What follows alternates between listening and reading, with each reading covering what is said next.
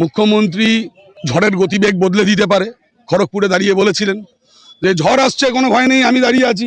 উনি ঝড়ের গতিবেগ বদলে দিতে পারেন, উনি ভূমিকম্প আটকে দিতে পারেন, উনি রাকেশ শর্মা জায়গায় রাকেশ রোশন বানিয়ে তাকে চাঁদে পাঠিয়ে দিতে পারেন। উনি মুখ্যমন্ত্রী হওয়ার পর 2011 সালে প্রথম বলেছিল যে আমি ওকে ওকে অর্থাৎ নরেন্দ্র মোদীকে, নরেন্দ্র দামোদর দাস মোদী, যিনি ভারতবর্ষের প্রধানমন্ত্রী, ওকে কি আমি দড়ি দিয়ে বেঁধে নিয়ে আসবো? তো উনি নরেন্দ্র মোদীকে দড়ি দিয়ে বাঁধতে পারেন, ভূমিকম্প আটকে দিতে পারেন, ঝড়ের গতিবেগ বদলে দিতে পারেন, উনি অনেক কিছু পারেন। ওনার কাছে অস্বাভাবিক কিছু নয়, শুধু জনগণের মন জয় করতে পারবেন না। আর এই উত্তরটা উনি খুঁজে পাবেন 26-এর নির্বাচন, তৃণমূলের বিসর্জন। কুকুরের কাজ হচ্ছে মানুষের পায়ে কামড়ানো। মানুষের কাজ তো কুকুরের পায়ে কামড়ানো। কি বলবো, উনি কোন মহিলাকে সম্মান করে আমাকে বলুন তো? আমাদের রাজ্যের মহিলাদের কি সম্মান করে? আমরা 8টার পর বেরোতে পারবো না, এদিকে আমাদের চাকরি নেই। তারপর আমাদের রেট বেঁধে দিয়েছে যে আজকে রেপ করলে এত টাকা, শ্লীলতাহানি করলে এত টাকা। তাহলে মানে উনি কি বলবো, উনি কোনো মেয়েকেই তো সম্মান করে না। রাষ্ট্রপতি তাকেও উনি ছাড়েননি। ওনার মধ্যে সেই শিক্ষাগত যোগ্যতা যদি থাকতো তাহলে এই জিনিস তো উনি করতো না কখনো। মমতার কাছ থেকে পুলিশটা নিয়ে নেওয়া হোক। বর্ণামঞ্চ থেকে মুখ্যমন্ত্রী বলেছেন আমরা আছি বলেই আপনারা আছেন, ভালো আছেন, আর একটা কমিউনিটি যখন জোট বাঁধবে তখন 1 সেকেন্ডে শেষ করে দেবে। বলবেন না তো, ওটা তো দিদিরই চেলা। ওনারা সবাই, উনি বলে নাকি কখনো? উনি তো এদেরকে ছেড়ে রেখেছে, এই অসভ্যতামি করার জন্যই ছেড়ে রেখেছে। এদের মধ্যে কোনো শিক্ষাগত যোগ্যতা নেই। এবং এরা কি বলবো, মানে রাজ্য, আমরা চাই পরিবর্তন, কালই হলে আমাদের ভালো হয়। কিন্তু শুধু ভোটের অপেক্ষায় আছি, পরিবর্তন এবারে হবেই এবং বিজেপি সরকার গড়বে। পড়ার কিছু নেই, তো একটা ইতরদের পার্টি, অসভ্য বর্বর। তাদের কাজ তারা করছে, অসুবিধা কি আছে? কুকুরের কাজ হচ্ছে মানুষের পায়ে কামড়ানো। মানুষের কাজ তো কুকুরের পায়ে কামড়ানো। এসআইআর এর বিরোধিতা করতে করতে আর কত নিচে নামবে তৃণমূল কংগ্রেস? শুধু তৃণমূল কংগ্রেস নয়, সিপিএম ও একটু আগে সুপ্রিম কোর্টের কমেন্ট নিশ্চয়ই পেয়েছেন, বলছে আমাদের তো আরো কাজ আছে, শুধু পশ্চিমবঙ্গ নয়। অনারেবল চিফ জাস্টিসের কমেন্ট দেখেছেন? সকলেই বিরক্ত। মুখ্যমন্ত্রী, তার সরকার এবং তার দলের আচার আচরণে প্রত্যেকটা মানুষই বিরক্ত। তার অভিব্যক্তি আজকে সুপ্রিম কোর্টের চিফ জাস্টিসের মুখ থেকেও শুনতে পাওয়া গেল। বর্ণামঞ্চ থেকে মুখ্যমন্ত্রী বলেছেন আমরা আছি বলেই আপনারা আছেন, ভালো আছেন, আর একটা কমিউনিটি যখন জোট বাঁধবে তখন 1 সেকেন্ডে শেষ করে দেবে। উনি মনে হয় জানেন না, উল্টো দিকে থাকা কমিউনিটিটাও জোট বেঁধে ফেলেছে। আমি যে উনাকে হারিয়েছি নন্দীগ্রামে, উনি যে কমিউনিটিটাকে ইঙ্গিত করছেন, তো খুলেই বলি মুসলিমদের কথা বলছেন। সেই মুসলিম কমিউনিটি এখন হুমায়ুন কবিরের পিছনে জোট বেঁধেছে বাবরি মসজিদের জন্য, মুসলমান মুখ্যমন্ত্রী করার জন্য। আর অনেক আগে উনি যাদেরকে বলছেন আপনারা বাড়ি থেকে বেরোতে পারবেন না, দেখে নিবে ইত্যাদি, সেই কমিউনিটিও অনেকটাই জোট বেঁধেছে গাঁগঞ্জে। এবারে বাকি কলকাতায় আছে, কলকাতার হিন্দুরাও এবারে জোট বেঁধে ভোট দেবে। এই ধরনের সাম্প্রদায়িক উস্কানিমূলক কথাবার্তা এই মুখ্যমন্ত্রীর মুখেই সাজে, কারণ তিনি সবসময় এই কার্ড খেলেই নির্বাচনে জিতেছেন। 2021-এ সিএ কে এনআরসি বলে মুসলমান খেপিয়ে জিতেছেন। 2024 সালেও একইভাবে কট্টর সাম্প্রদায়িক কার্ড খেলে জিতেছেন। হুমায়ুন কবির নিজে স্বীকার করেছে যে মুখ্যমন্ত্রী তাকে দিয়েই বলিয়েছিলেন শক্তিপুরে, বহরমপুরে, যে আমরা এখানে 70, অন্যরা 30, চাইলে কেটে ভাগীরথীতে ভাসিয়ে দেবো। ওটা উনি বলে স্বীকারই করেছেন। এটা আমার কথা ছিল না, এটা মুখ্যমন্ত্রী আমাকে বলতে বলেছিল ইউসুফ পাঠানকে জেতানোর জন্য। প্রাক্তন ডিজিকে অতিরিক্ত দায়িত্ব দেওয়া হলো, আজকে বৈঠকে গুরু দায়িত্ব পাচ্ছেন ডিজি রাজীব। অত্যন্ত অনৈতিক কিছু কাজ করছেন তিনি। এখন ডিজি নন, অথচ ডিজির বাংলোতে বসে আছেন। 1 নম্বর, ঘাড় ধাক্কা মেরে বের করানো উচিত। দ্বিতীয়, আজকে যখন ওয়েস্টিন হোটেলে উনি যান, উনি এই মুহূর্তে এমপিও নন। বিকেল 3টের পরে যদি সার্টিফিকেট পান তখন এমপি হবেন। তখনও এমপি হবেন না, যতক্ষণ না রাজ্যসভায় ওথ নিচ্ছেন ততক্ষণ এমপি হওয়া যায় না। তাকে আজকে যে ধরনের ধপাধপ করে মমতা পুলিশের লোকরা স্যালুট দিচ্ছিল, আমাকে একজন ভিডিও পাঠিয়েছে, তাতে পুলিশের কতটা অধঃপতন হয়েছে, তারা কতটা আনএথিক্যাল কাজ করছে, কতটা পার্টিতন্ত্রের সঙ্গে নিজেদেরকে মিশিয়ে ফেলেছে, তার প্রকৃষ্ট উদাহরণ। সাংবিধানিক ক্লিয়ার হোক কি মানুষ জাগুন, মানুষ জাগুন, মানুষ সব দেখছে। মানুষ যদি ঐক্যবদ্ধভাবে সংবিধানকে বাঁচাতে চান তাহলে এই সরকারকে পরিবর্তন করতে হবে। আর মাত্র 6 সপ্তাহ আছে এই সরকারের। নির্বাচন পয়লা বৈশাখের পরে যে কোনো দিন ভোট হবে, আমরা কয়েকদিনের মধ্যে নির্ঘণ্ট পেয়ে যাব। তার চূড়ান্ত জায়গায় চলে গেছে। অতএব মানুষকেই এই সংবিধান বিরোধী সরকারকে তুলে ফেলার দায়িত্ব নিতে হবে, মানুষকেই জানতে হবে। একটাই তার ক্রেডিবিলিটি। সারদার সবচেয়ে বড় বেনিফিশিয়ারি মমতা ব্যানার্জির যত ইলেকট্রনিক ডকুমেন্ট ছিল, ডিভাইস, তিনি নষ্ট করেছিলেন। সিটের চেয়ারম্যান হিসেবে তৎকালীন সিটি বিধাননগরে ছিলেন। তাই দুর্নীতিগ্রস্ত মুখ্যমন্ত্রী তার জেলে যাওয়া যিনি আটকে ছিলেন প্রমাণ লোপাট করে, সেই রাজীব কুমারকে তিনি পুরস্কার দিচ্ছেন। পুরস্কার যখন দিচ্ছেন, মমতা ব্যানার্জির অনেক বাড়ি, কালীঘাট চত্বরে 38টা প্লট আছে, একটি প্লট রাজীব কুমারকে দিয়ে দিন। কিন্তু ডিজিপির বাংলো আর ডিজিপির সময় তিনি যে স্যালুট পেয়ে যে মর্যাদায় ছিলেন, সেই মর্যাদাটা দয়া করে তার পুলিশকে দিয়ে দেওয়াবেন না। এটা অনৈতিক এবং সংবিধান পরিপন্থী। দাদা, মলয় ঘটককে তার দপ্তরের কাজ দেখতে বারণ করা হয়েছে। কিছু জুডিশিয়াল অফিসারকে এদিক ওদিক পোস্টিং, এইসব নিয়ে নাকি তৃণমূলই যুক্ত। দেখুন, সরকারটা কার্যত নেই, মাস দেড়েকের মধ্যে নির্বাচন। এখন কাজ দেখতে বলা না বলা দুই সমান। এগুলো ল্যাম্পপোস্ট মলয় ঘটককে জিজ্ঞেস করুন, বলতে পারবে। আমি ওই মন্ত্রিসভায় কয়েক বছর ছিলাম, আমাকে আর সুব্রত মুখার্জিকে কিছুটা গুরুত্ব দিত, বাকি সবাইকে চাকর বাকর বানিয়ে রাখে। সেই কারণে পশ্চিমবঙ্গে সবাই জানে একটাই পোস্ট, সেটা মমতা ব্যানার্জি।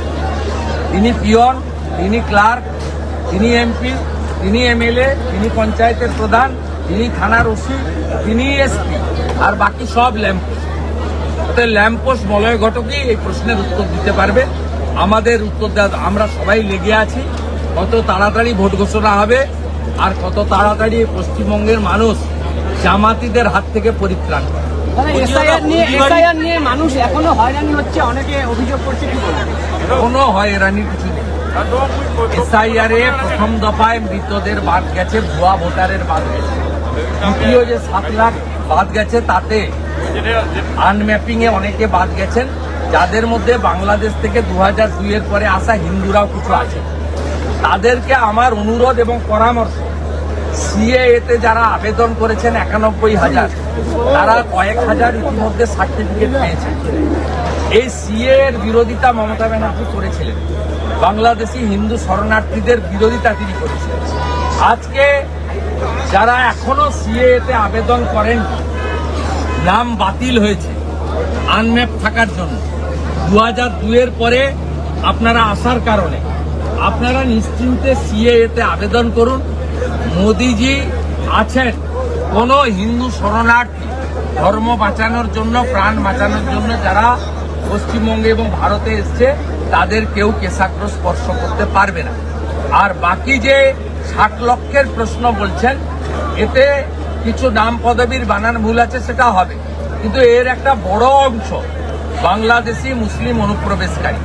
কারো 3টা বউ, 12টা 18টা বাচ্চা, হিসাব দিতে পারছে না, তার বাবাই জানে না তার 7 নম্বর ছেলে কোনটা আর 3 নম্বর বউ কোনটা। এদের নাম থাকবে, পরিষ্কার কান খুলে শুনে রাখা।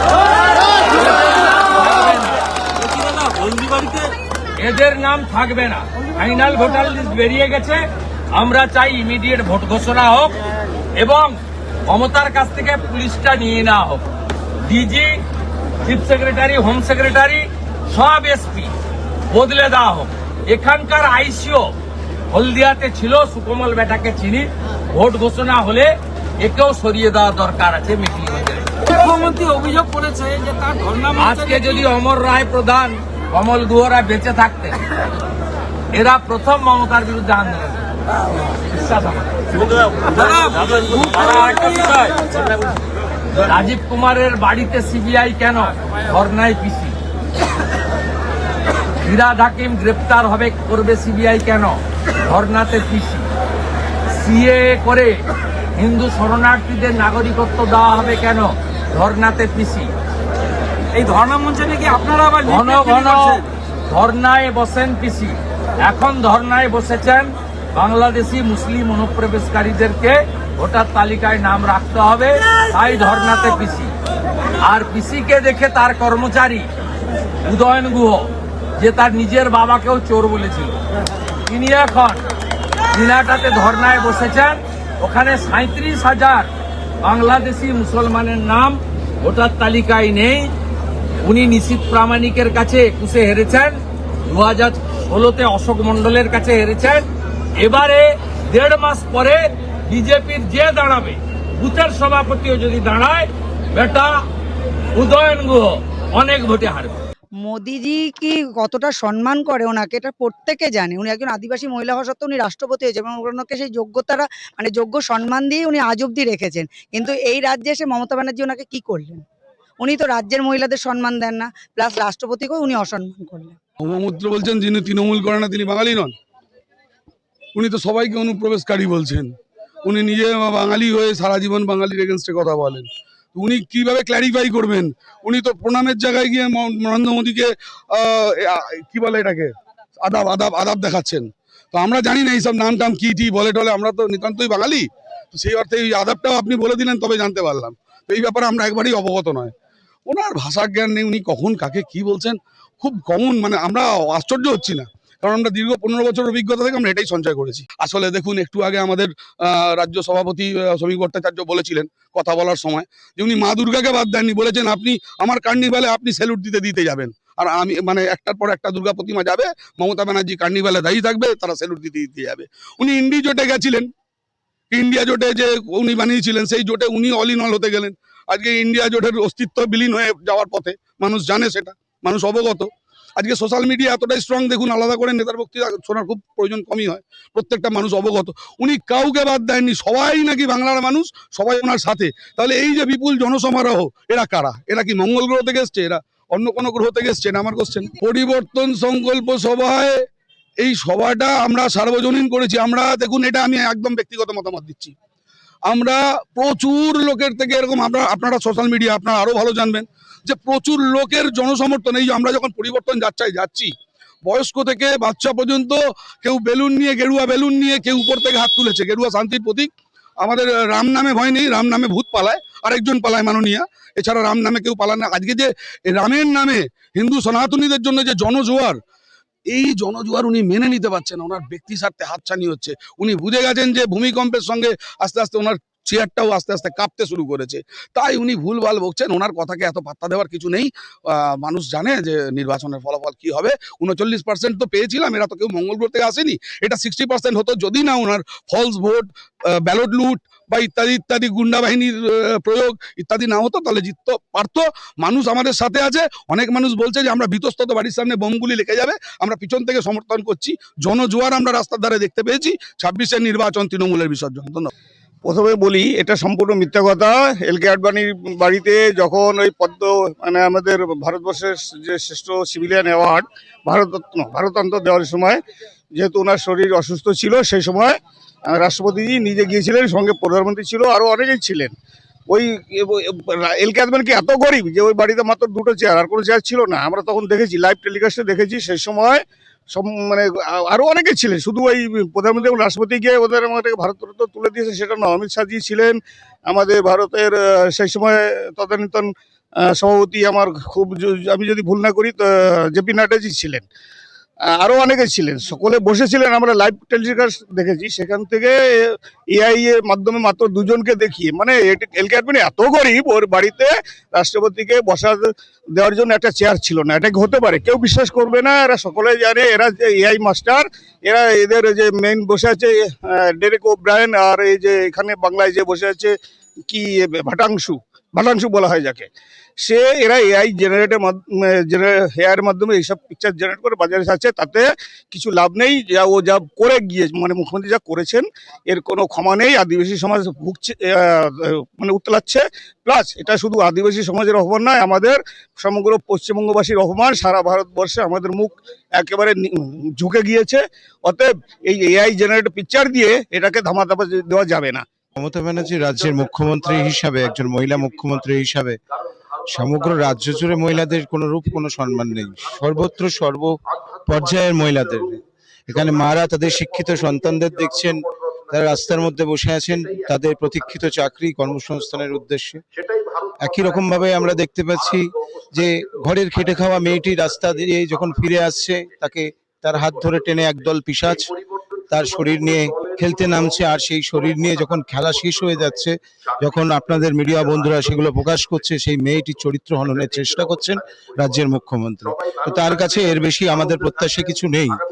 এর জন্যই তো মানুষ সর্বদিকে সব রকম ভাবে একজোট হয়ে পড়েছে যে এই ব্যবস্থাটার সত্যি পরিবর্তন দরকার, এর কোনো বিকল্প ব্যবস্থা নেই। একেবারেই প্রমাণিত, দেখুন ওনার মন্ত্রিসভার একজন সদস্য যে কুরুচিকর মন্তব্য করলেন দেশের রাষ্ট্রপতির সম্পর্কে, আর তারই রাজ্যসভার তারই মন্ত্রিত্বের যে সর্বময় কর্ত্রী তিনি যে এই ধরনের মন্তব্য করবেন, এটা তো প্রত্যাশিত।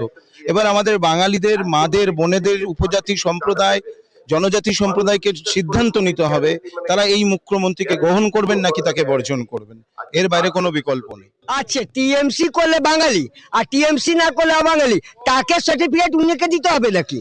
সার্টিফিকেট উনি দেবেন? কে বাঙালি কে অবাঙালি সার্টিফিকেট আবার মুখ্যমন্ত্রী দিতে হবে কি? আমি অবাঙালি কি বাঙালি, আমার চরিত্র, আমার পবিত্র, আমার পুজো আমি বুঝতে পারি, আমার বাড়ির সংসার আমি বুঝতে পারি। উনি তো আর আমার টাইটেল বলবেন না আমি কি আছি, আমি ঘোষ আছি না ব্যানার্জি আছে না চ্যাটার্জি আছি, সে ওনার থেকে প্রমাণ নিতে হবে। আমি যদি না করি টিএমসি করে না, আমি বাঙালি না। আমি গর্বিত আমাদের পশ্চিম বাংলার নেতাজি সুভাষচন্দ্র বাংলা, শ্যামা প্রসাদ মুখার্জি বাংলা, এই বাংলাকে ইনাররা যত 15 বছর মধ্যে ভূতের জাংলা বানিয়ে রেখে দিচ্ছে সেই টিএমসি কংগ্রেসের রাই। আর যেখানে উনি বলছেন দিল্লিকে উল্টে দেবেন, উল্টাতে মমতা ব্যানার্জি উল্টে গেছেন। এবার বুঝতে পারছে যেইখানে দিদি গেছে সেইখানে বিজেপি সরকার হয়েছে, যার থেকে জোট করছে সেই গাছে বসেছে দিদি, সেই গাছটা শুকিয়ে গেছে। দেখুন কেজরিওয়াল মাথায় হাত রেখেছে, কেজরিওয়াল শেষ। ওইদিকে লালু প্রসাদ যাদব ছেলের মাথায় হাত রেখেছে, সেই শেষ। যেই ডালে দিদিমণি বসবে সেই ডালটা শুকিয়ে যাবে, তার মধ্যে ফল হবে না, পাতাও ঝরে যাবে। বামফ্রন্টের এখন আর কিছু নেই, ঠিক আছে?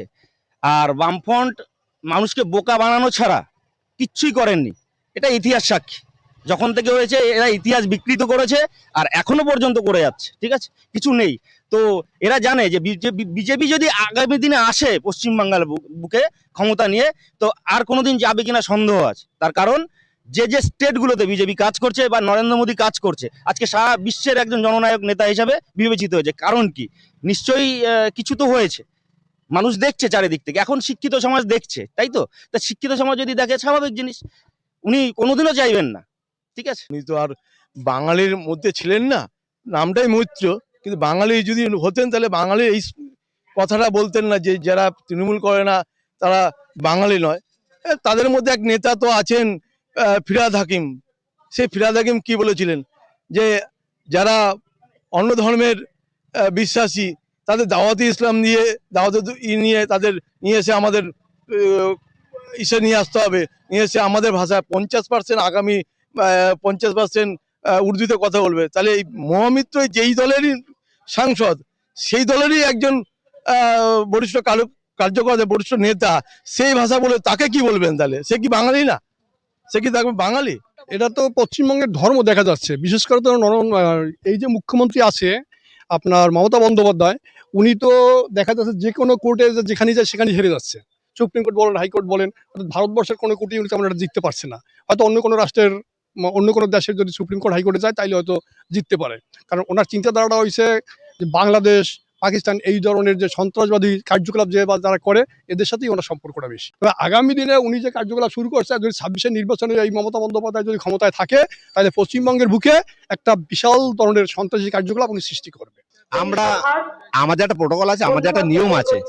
আমরা ভারতীয় যখন থাকি ভারতীয় নিয়ম আমাদের মানতে হবে।